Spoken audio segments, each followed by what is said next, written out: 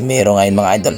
Kaya talagang tiba-tiba, paldo-paldo na naman daw si Casimero dito sa bagong promoter mga idol dito sa Kamida Promotion. Ayon sa ating mga boxing fans, talaga namang itong si Casimero magaling daw. Kaya nga daw talagang kinuha ito ng Kamida Promotion mga idol, sapagkat ito daw nga Kamida Promotion ay bad boy. Well mga idol, itong si Casimero daw ay bad boy din. Maangas talaga sa lona mga idol. Kaya itong si Luis Nery mga idol, ayon sa ating mga pinagkakatiwalang source ay maghanda-handa na daw itong si Nery. Baka sila daw ang maglaban sa Nobyembre. Well mga idol, abangan natin yan dahil alam naman natin na itong si Casimero at Nery ay talaga nagkahamunan na ito sa social media.